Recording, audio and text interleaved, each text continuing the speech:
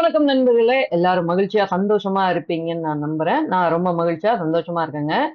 இன்னைக்கு நம்ம என்ன வீடியோ பார்க்க போறோம் அப்படின்னு தானே நீங்க யோசிச்சுட்டு இருக்கீங்க. 11ஆம் வகுப்பு பொருளியல் எக்கனாமிக்ஸ் துறை சார்ந்த கலைச்சொற்கள்ல பார்ட் 2 வீடியோ தான் நம்ம இன்னைக்கு பார்க்க போறோம். இது வரைக்கும் நம்ம சேனலை சப்ஸ்கிரைப் பண்ணாம பார்த்துட்டு இருக்கீங்கன்னா சப்ஸ்கிரைப் பண்ணிக்கங்க. ஏன் அப்படின்னு கேக்குறீங்களா? உங்களுக்கு தேர்வு சம்பந்தமான தகவல்கள், செய்திகள், எதை படிக்கணும், எங்க படிக்கணும், எப்படி படிக்கணும், எப்படியெல்லாம் படிச்சா ஸ்கோர் பண்ண முடியும், இந்த மாதிரியான தகவல்கள் உங்களுக்கு சென்று சேரணும் அப்படிங்கிற அந்த ரீதியில நான் உங்களுக்கு வீடியோ கொடுத்துருக்கேன். ஸோ இதெல்லாம் உங்களுக்கு வரணும்னு நீங்க நினைச்சீங்கன்னா நம்ம சேனலை சப்ஸ்கிரைப் பண்ணிக்க. உங்களுடைய கமெண்ட்ஸ் ஏதாவது இருந்தா அந்த கமெண்ட் பகுதியில லீவ் பண்ணிருங்க.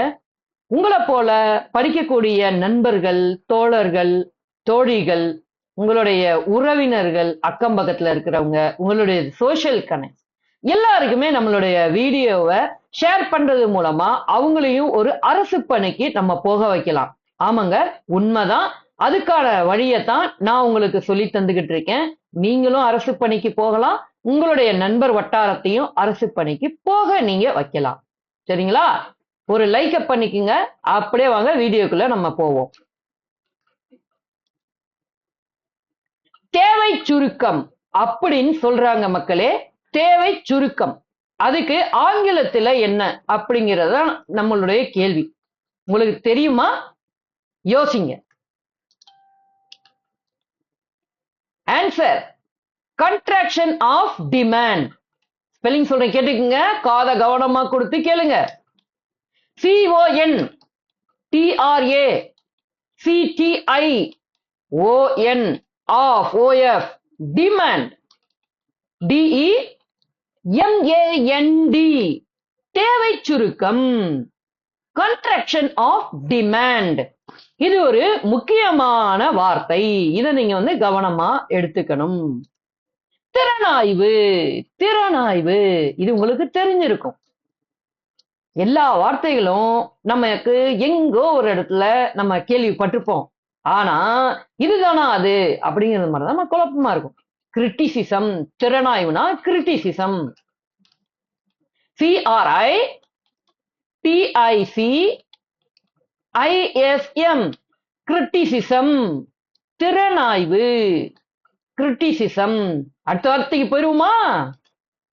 பயிர் காப்பீடு. இதுவும் நீங்க அடிக்கடி செய்திகள்ல கேட்டுக்கிட்டு இருக்க ஒரு மிக முக்கியமான வார்த்தை.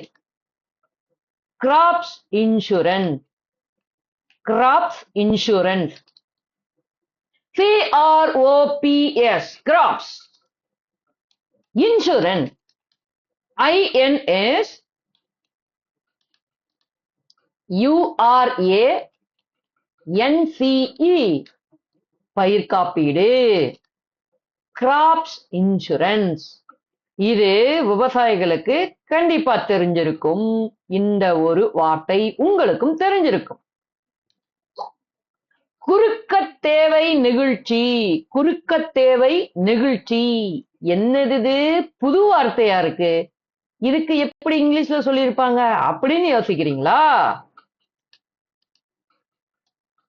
Cross elasticity of demand, cross elasticity of demand, cross elasticity of demand.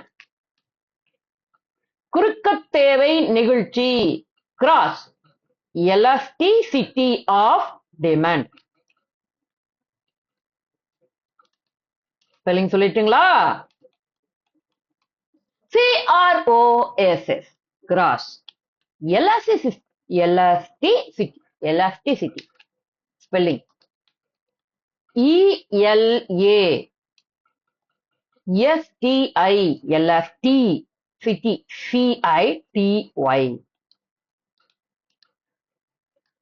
elasticity of demand DEMAND குறுக்க தேவை நெகிழ்ச்சி, கிராஸ் elasticity of demand.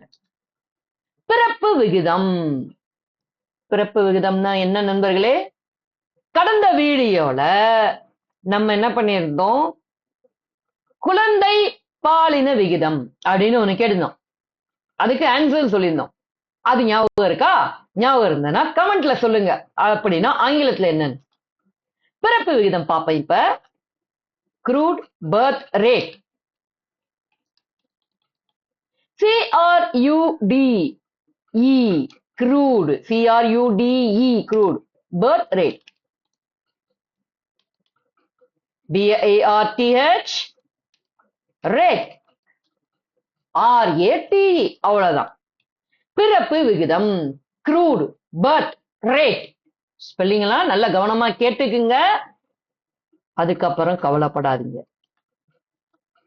இறப்பு விகிதம் பிறப்ப பார்த்தா இறப்ப பார்க்கணும். crude death rate. crude CRUDE crude death. DEATH death rate RAT. இறப்பு விகிதம் crude death rate. புள்ளி விவரம் அப்படின்னா என்ன தெரியுமா? நிறைய கொடுத்திருக்காங்க. ஒண்ணு ஒண்ணா பாத்துருமா? டேட்டா அப்படின்னு ஒரு பொருள் இருக்கு ஆங்கிலத்துல. ஸ்டாட்டிஸ்டிக்ஸ் அப்படின்னு ஒரு பொருள் இருக்கு. இன்ஃபர்மேஷன் அப்படின்னு ஒரு பொருள் இருக்கு. ஓகேங்களா? ஒன்னொன்னுக்கும் ஸ்பெல்லிங் பாத்துருமா? புள்ளி விவரங்கள் அப்படின்னா முத வார்த்தை டேட்டா. டேட்டாக்கு ஸ்பெல்லிங் பார்ப்போம். DA TA டேட்டா அவ்வளவுதான். அடுத்து ஸ்டாட்டிஸ்டிக்ஸ் STATISTICS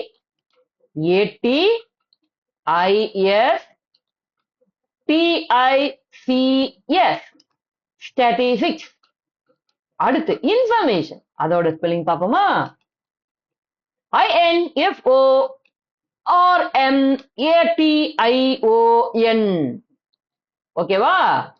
புள்ளி விவரங்கள், டேட்டா, ஸ்டாட்டிஸ்டிக்ஸ், இன்ஃபர்மேஷன் 3 வகையான பொருள் தராங்க. ஒருவேளை உங்களுக்கு கூற்று மற்றும் காரணத்தை கொடுத்து இதுல இது இல்ல அப்படின்னு ஏதாவது ஒண்ணு கேட்டு விட வாய்ப்பு இருக்கு.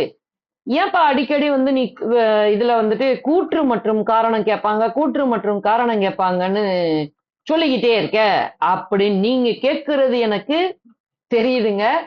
ஏன் அப்படி சொல்றேன்னா அவங்களுக்கு தெரியும் நம்ம துறை சார்ந்த கலைச்சொற்கள்லாம் ஃபிங்கர் டிப்ஸ்ல வச்சிருப்போம்னு. அதனால எப்படா இவங்களை குழப்பலாம் அப்படின்னா கூற்று காரணத்துல வச்சுதான் குழப்ப முடியும் நம்மள. ஏன்னா டைரக்ட் கொஸ்டின் கேட்டாங்கன்னு வச்சுக்கீங்களேன், நீங்க அடிச்சு விட்டு போயிட்டே இருப்பீங்க. அப்ப கூற்று காரணத்தை வச்சு இது வருமா இது வருமா இது வருமா அப்படின்னா 2-3 தடவை கேட்டா நமக்கே கொஞ்சம் குழப்பமா இருக்கும். இது வருமோ இல்ல வராதோ அப்படின்னு. அதனாலதான் அப்படி கூற்று காரணத்தை கேட்பாங்கன்னு சொல்லிக்கிட்டு இருக்கேன். கவனமா இருங்க. பரவலாக்கப்படல் அப்படின்னா ஆங்கிலத்துல என்ன? பரவலாக்கப்படல். யோசிப்போமா? ஆன்சர் பார்த்துருவோமா? டீசென்ட்ரலைசேஷன். டீசென்ட்ரலைசேஷன் ஸ்பெல்லிங் இதோ சொல்லிடுறேன்.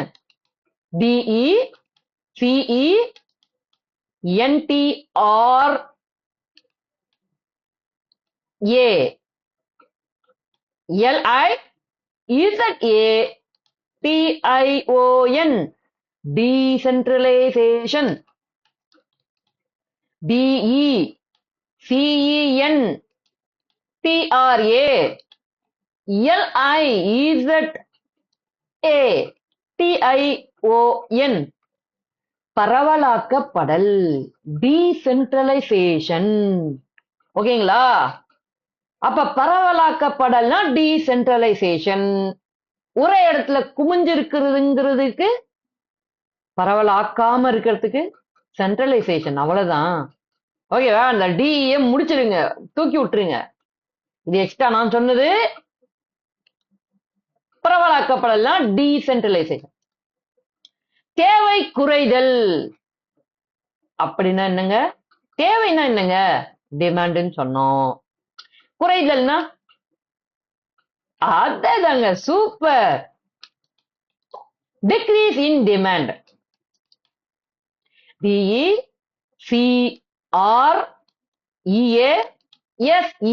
Decrease in IN. டிமாண்ட். உங்களுக்கு தான் ஸ்பெல்லிங் தெரியுமே, சொல்லுங்க. DEMAND. வெரி குட்ங்க, சூப்பரா சொல்றீங்க. தேவை குறையலன்னா டிக்ரீஸ் இன் டிமாண்ட். சூப்பருங்க. அடுத்து பகுத்தாய்வு முறைன்னு ஒண்ணு சொல்றாங்க. இது என்னன்னு தெரியுமாங்களா உங்களுக்கு? பகுத்தாய்வு முறை டிடக்டிவ் மெத்தடா? அடடா, டிடக்டிவ் மெத்தட். ஸ்பெல்லிங் சொல்றேன் கேட்டுங்க. DEDUCTIVE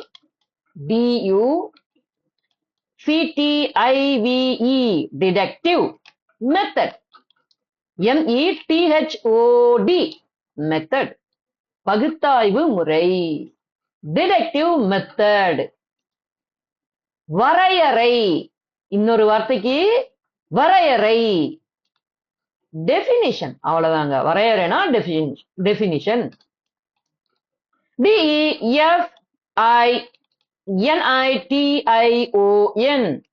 வரையறை, டெபினிஷன். வரையறை, டெபினிஷன். இது பாருங்களேன், கொஞ்சம் புதுசா இருக்கு இந்த வார்த்தை. 2-3 தடவை நான் பார்த்தேன், அப்படிதான் கொடுத்திருக்காங்க. உரிம் விலக்கல், உரிம் விலக்கல் அப்படின்னு கொடுக்குறாங்க. இப்படி ஒரு வார்த்தை இருக்கான்னு எனக்கும் தெரியல, ஆனா நம்ம பள்ளி பாட புத்தகத்துல இருக்குங்க, உரிம் விலக்கல். டெலிசென்சிங் அப்படின்னு அதுக்கு ஆன்சரை தந்திருக்கிறாங்க. DELICENSING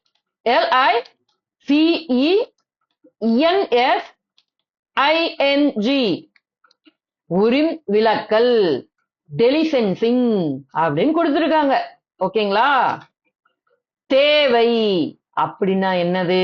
ஏற்கனவே சொன்னமே, அவ்வளவுதான். டிமாண்ட். DEMAND டிமாண்ட், தேவை, டிமாண்ட். குடியாட்சி அப்படின்னு என்ன? அரசியல் அறிவியல்ல நம்ம பார்த்தோமே. அதுதான், super super. Democracy. DEMOCRACY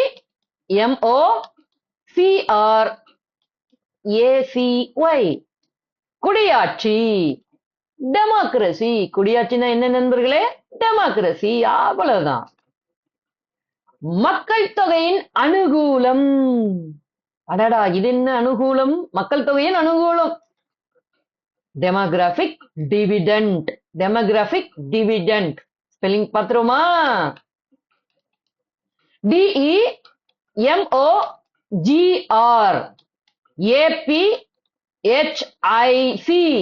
demographic dividend spelling ஏற்கனவே பார்த்திருக்கோம், திரும்ப ஒரு வாட்டி நினைவுபடுத்திடுறேன். DIVIDEND டிவிடெண்ட் மக்கள் தொகையின் அனுகூலம். Demographic dividend. அடுத்த வார்த்தை போமா? பகட்டு விளைவு. அது என்னப்பா பகட்டு விளைவு? டெமான்ஸ்ட்ரேஷன் எஃபெக்ட் தான் பகட்டு விளைவுனா. Demonstration effect. ஸ்பெல்லிங் சொல்றேன் கேட்டுக்குங்க. DEMONSTRATION டெமான்ஸ்ட்ரேஷன் எஃபெக்ட் ஸ்பெல்லிங் பாத்துருமா? EFFECT எஃபெக்ட் பகட்டு விளைவு. Demonstration effect. மக்கள் அடர்த்தி. Density of population. Density of population. DEN den. SITY city. Density. DENSITY density of population. POPU popu. LATION lation population. Density of பாப்புலேஷன்னா என்ன நண்பர்களே? தமிழ்ல மக்கள் அடர்த்தி. நீங்க இந்த கலைச்சொற்கள்லாம் படிக்கும் போது கொஞ்சம் தெளிவா இருக்கணும். தமிழ்ல மட்டும் ரொம்ப கான்சென்ட்ரேட் பண்ணிக்கிட்டு இருக்க கூடாது. திடீர்னு ஆங்கிலத்துல கொடுத்து இதுக்கு தமிழ்ல என்ன அப்படின்னு கேட்டுருவாங்க. நம்ம என்ன பண்ணிருப்போம்? தமிழ்ல கேட்டா ஆங்கிலத்துல என்னன்னு நல்லா படிச்சு நல்லா மண்டையில ஏத்தி வச்சிருப்போம். திடீர்னு ஆங்கிலத்துல கொடுத்து தமிழ்ல என்னன்னு சொல்லுங்க அப்படின்னா கொஞ்சம் குழம்பி போயிரும். அவங்க என்ன குழப்பலாம் நம்ம குழம்ப கூடாது. கரெக்டா அடிச்சிடும் பதில. நிர்ணயிப்பவைகள் அடுத்து சொல்றாங்க பாருங்க. நிர்ணயிப்பவைகள் ஒண்ணு கொண்டுட்டு வராங்க மக்களே. டிட்டர்மினன்ஸ் DETER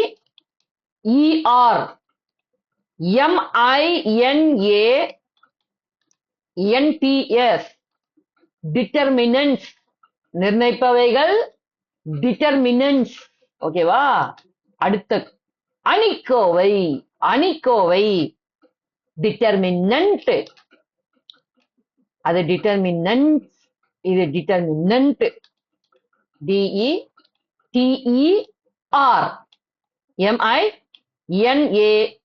MINANT அணிக்கோவை டிட்டர்மினன்ட். அவ்வளவுதான். சரிங்களா? அடுத்த வார்த்தை மேம்பாட்டு பொருளியல். மேம்பாட்டு பொருளியல் டெவலப்மெண்ட் எக்கனாமிக்ஸ். DEVELOPMENT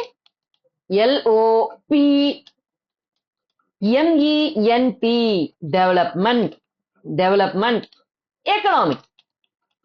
ECONOMICS மேம்பாட்டு பொருளியல் என்னது நண்பர்களே? Development economics. மேம்பாடுனா அப்ப என்ன வரும்? இது இருக்கு வார்த்தை, யோசிங்க. Development. Super super. DEVELOPMENT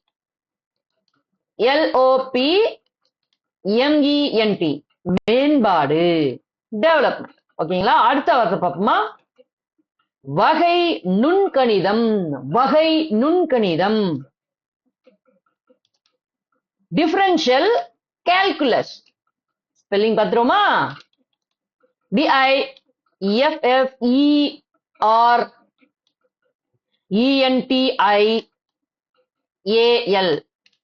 differential calculus.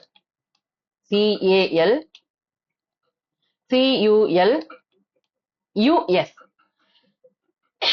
Differential calculus. வகை நுண்கணிதம் டிஃபரன்ஷியல் கால்குலஸ். அடுத்து போமா? குறைந்த செல் விகித அளவு. குறைந்த செல் விகித அளவுனா என்ன நண்பர்களே ஆங்கிலத்துல? Diminishing returns to scale. Spelling தானே? கேட்டுட்டா போச்சு, சொல்லிட்டா போச்சு. DIMINISHING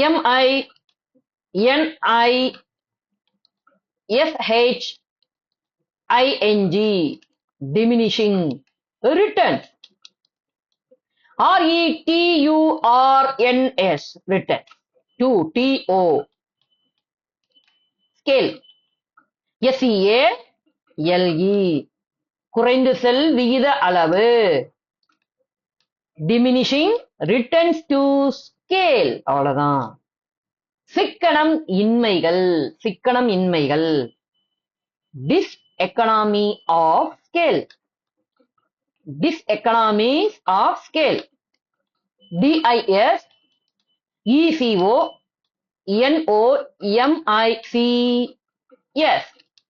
diseconomics of scale. OF of scale. SCALE சிக்கனமின்மைகள் diseconomies of scale. அவ்வளவுதான் நண்பர்களே.